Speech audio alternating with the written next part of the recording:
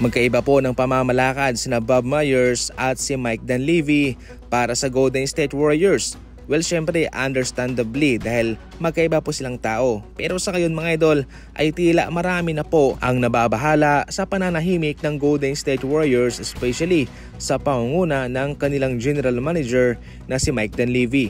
Sa ngayon, ang Golden State Warriors na lang po ang wala pang napapapirmang free agent at wala pa rin po silang ginagawang malakihang trade. Kumpara sa huling off-season ni Bob Myers sa Golden State Warriors na siyang nagresulta sa kanilang pagkampiyon way back 2022, gumawa na kaagad ng moves si Bob Myers para papirmahin si Nemanja Bjelica sa isang 1-year deal minimum contract at ganoon din po si Otto Porter Jr. Kanilang pinapirma din si Andre Iguodala at si Chris Chiozza bilang two-way contract. Yun po ang panghuling off-season ni Bob Myers dahil pagkatapos nilang magkampiyon noong 2022 ay nag-step down naman kaagad siya sa 2023. Hindi rin naman may tatanggi na mayroon ding mga big moves itong si Mike Dunleavy katulad ng pagkuha nila kay Jimmy Butler at pag-trade noon kay Jordan Poole para makuha si Chris Paul. Pero kung sa ngayong off-season, napakatahimik po ng Golden State Warriors. Ano kaya ang pinaplano ni Mike Dunleavy? Mayroon ba siyang pasabog sa mga fans ng Warriors? Dahil as of now ay mukhang maliit na lamang ang mga available na free agent at wala nang ganong big man, maliban na lang kay Al Horford at kay Trey Lyles. Sa kabilang banda, napapaisip naman sa ngayon ang mga fans sa NBA kung ano ba talaga ang tunay na pinaplano ng Utah Jazz sa kanilang off-season. Mga promising na mga pangalan ang kanilang pinakawalan, si Colin Sexton, Jordan Clarkson at itong si John Collins sa pinaka-latest po.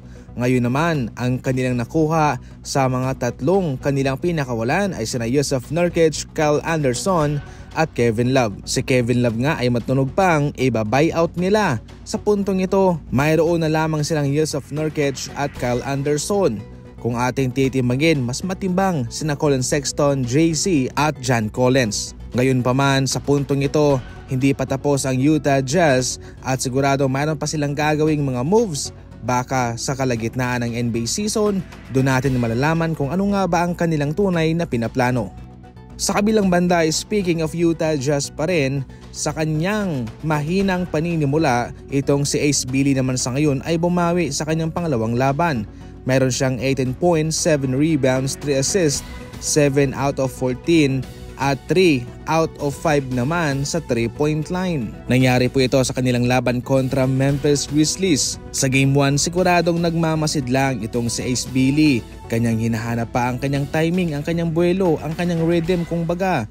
Sa puntong ito, atin naman pong makikita na meron talaga siyang maibubuga. Hindi ka naman siguro magto-turn off ng ibang mga kupunan.